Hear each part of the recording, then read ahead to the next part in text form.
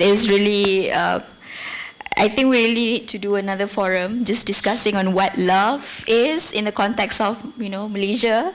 And I really like when you're saying on the case that you read in London, it kind of reminded me to a case happened in Washington State 10 years back, of which the lesbian couple actually demanding to both of them to be mother and mother to a kid, and the law as the court rules and established this what they call as de facto parent, in order to accommodate the mother, father, or just outside the heteronormative relationships and the normative family relationship that mainstream in the society. So next, we have Syerleena to.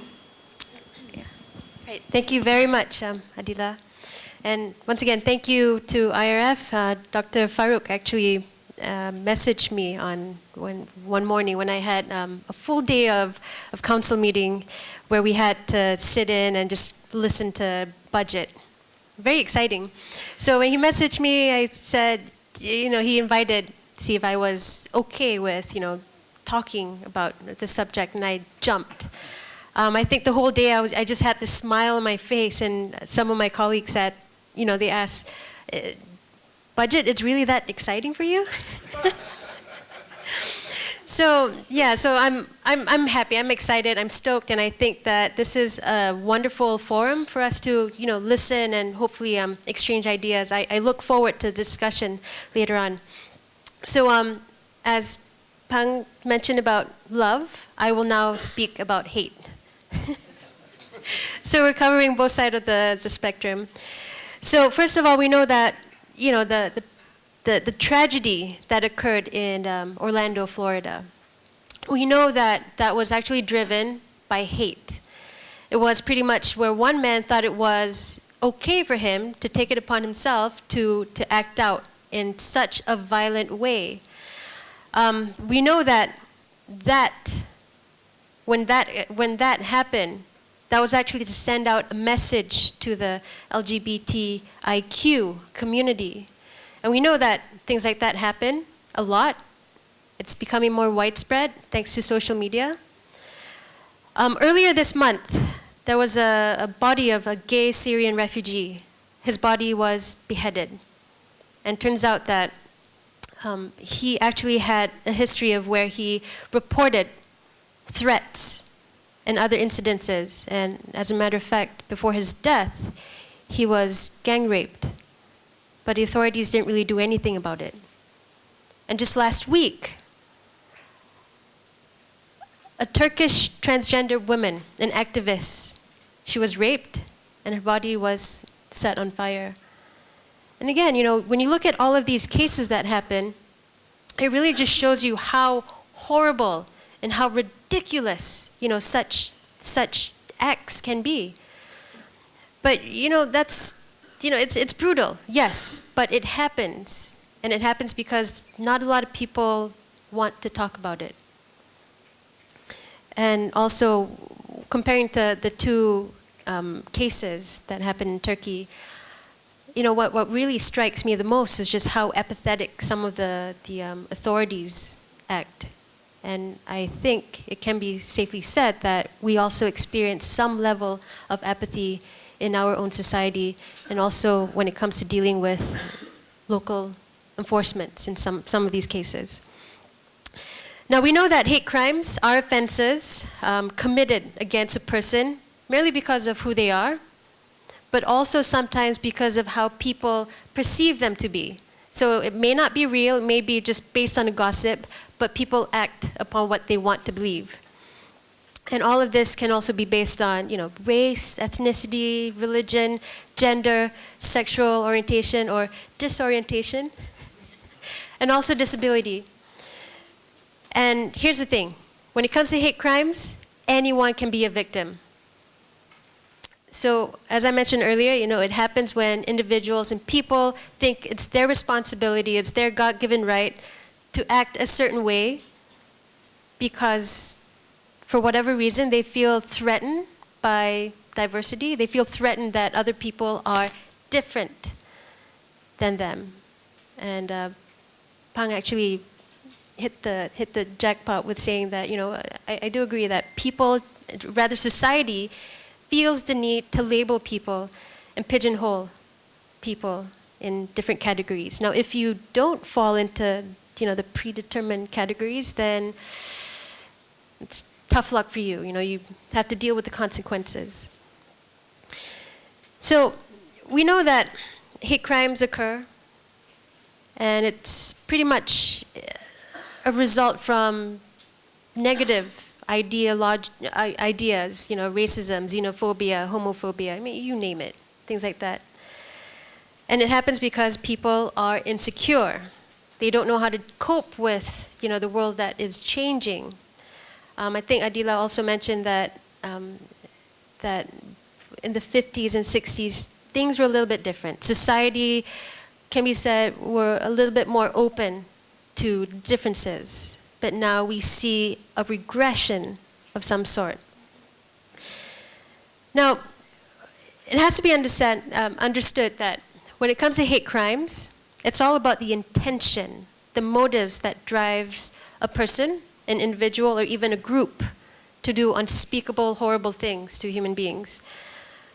Now, the aim is, number one, is to terrorize society. That's pretty much it. The whole idea is to strike fear into the hearts and minds of people in society so they become frightened, so they conform to whatever predetermined, you know, social codes that exist. It's just basically to keep people in line. Now, when we talk about hate crimes, it's a little bit unique in a sense because it has such an obvious social undertone. I think last year there was also a case in Sabah where a transvestite was stabbed. Again, you know, things like that happen very frequently, probably too frequently in our society.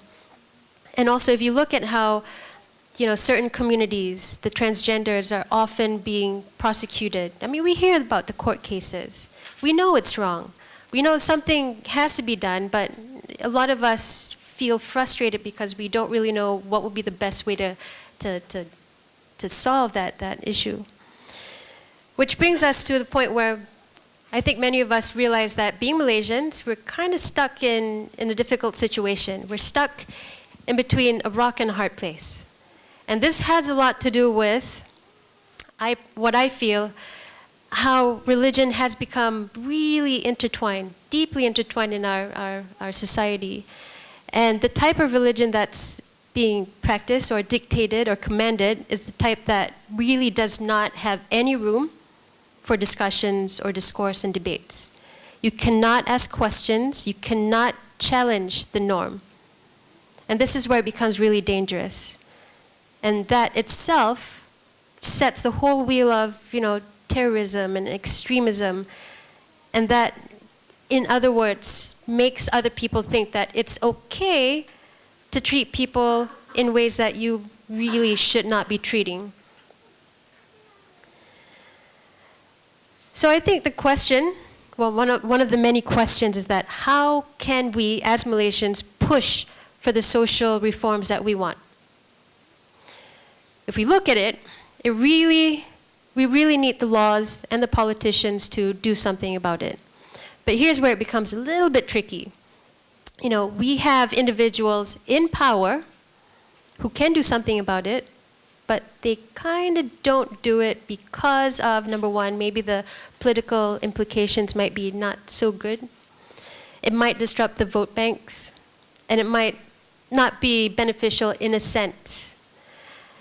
The question is, how can we as society engage with such thinking, and how do we start the ball rolling? How do you do that?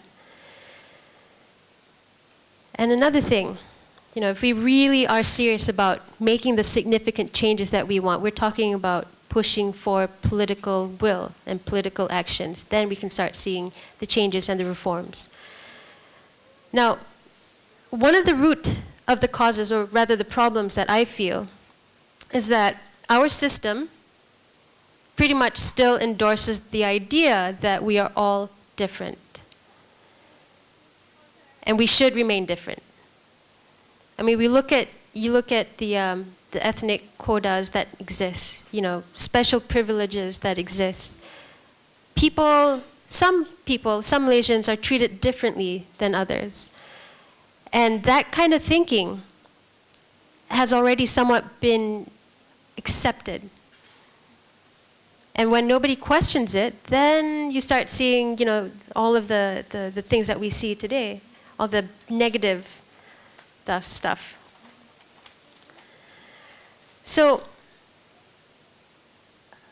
since we're on the topic of hate, I'm going to talk a little bit about hatred towards women, which is also very, very much, it's more or less the same, So we know that women and young girls have to face a tidal wave of abuse and harassment every single day. Number one, it's not okay for women to get groped or be groped in public or crowded buses. It's never okay for women to have to put up with threats, physical violence, threats of rape. And especially, it's not okay for men to shout explicitly, sexually explicit things to women. So when you take all of that into consideration,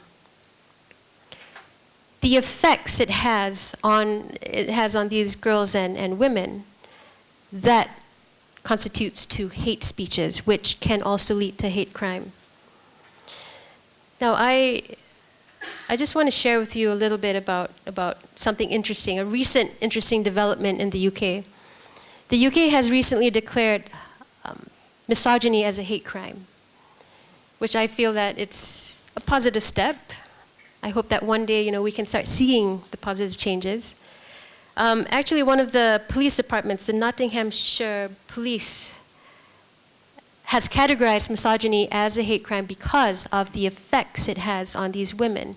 So in other words, when these women feel that they're being threatened, and when they have that fear and anxiety, then that particular case will be categorized as a hate crime. So I feel that should be extended as well to every single person in our society, irrespective of gender and sexual orientation. And this is something that we can work towards. Now, when we talk about hate crimes, as I mentioned before, what sets it apart from the other acts of violence is the psychological damage that it has on people. I mean, we're talking about depression, fear, anxiety, and anger. And all of that is very damaging to human beings. And of course, it's very damaging to society and definitely to a nation. So the points that I want to make clear is that, when we talk about protection, we talk about social justice, we talk about gender equality, we want to uphold all of this because these are all bases of human rights. And the most important thing is we need to remember that these are all important elements in democracy. Now, I'll talk a little bit about the social media. I think that, one of the challenges that we face in the 21st century is that how we get information, how information is being spread, distributed on social media, the internet. I mean, there's no denying that it has single-handedly revolutionized how we receive news, how we view the world, how we, read gossip and communicate with our friends and family. Now, social media has had some very positive effects on society, but at the same time, it has also created a platform where you start seeing all these hateful, threatening messages and opinions being easily voiced out. Now, being a just society, being one that really wants to uphold democratic rules and, all the pillars the pillars in human rights, we also want to protect freedom of expression, freedom of speech. to which, unfortunately, or rather, it also should be extended to those on the other side of the spectrum. So hence you get all of these, hate-filled messages being spread as well. Now what makes it dangerous is that while all of this is going on, we should also look into ways to educate our people, educate the young especially. I mean, I'm talking about media literacy because there's a lot of information out there. Everybody has a smartphone. Kids have smartphones these days. So as parents, as teachers, as adults, this is something that we need to really sit down and really focus on. Now, there are a lot of videos out there with all these hate speeches. I mean, you look at Trump, for example. I mean, that's a more obvious example. And also, you have, terrorist organizations. They use media, they use social media as a way to recruit people, and more so as a way to spread their messages. There's a lot of video and content out there, especially on Facebook and WhatsApp and Telegram. That's one of the ways of how these messages are being circulated and distributed. Now, seeing that the internet is not under any inspection, we need to find out an effective mechanism to educate people, especially the kids. Yeah, I actually wrote like a 10 pages of. So also what's interesting is that when we're on the topic of hate and social media, if you look at how certain political parties as well as non-government organizations are currently constantly being demonized because of differing opinions, because of ideologies that uphold pluralism, liberalism, secularism, and other isms. We know that happens, and at the same time, there's a reaction from the far right, and usually their reaction is very violent. I mean, we see the demonstrations, we see the protests, and we see the really hateful signs that they hold up, and we see the videos, and we've heard the horrible things that they say, and as a viewer, when I see that, I feel, I wouldn't say I feel frightened, but I feel, that there's a lot of discomfort in watching that. Hence, that act itself, that's what we can describe as, hate speeches and whatnot, that can also escalate to something more sinister, which would be hate crimes. And this is something that, needs to be addressed, because if we don't, it's very much similar to, say, domestic violence and child abuse. There are some people out there who feel that it may start something small, but if you don't address it, it will escalate to something more sinister. Such as, if you come across someone who says a joke, it starts off as an off-colored remark. But if that person continuously says it, and nobody says anything about it, nobody says, that's wrong, you should think of the implications of saying such horrible things, that act itself will snowball into something bigger, and he or she may become more brazen in their, in their acts. So I honestly feel that there's a lot that we can do, a lot that we can push for, but the points are that I don't feel that the government's response right now when it comes to violence and hatred, I don't think that it's adequate enough. I mean, we come across leaders who every once in a while will say, yeah, this is wrong, ini bukan budaya kita, and all of that, but they should do more than just talk. It's about walking the talk. I mean, we're talking about strengthening our laws. We should also look into ways how we can really adequately train our enforcement officers. That's another thing. Judiciary as well. And I think Azrul will be talking that side and delving deeper into more issues like that. But yeah, I mean, also things like educational programs and community outreach engagements.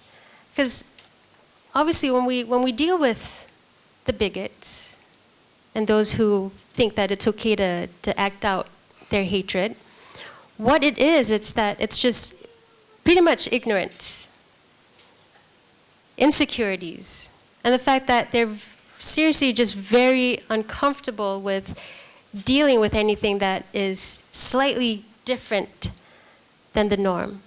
So there are ways to address that, and we need to do it.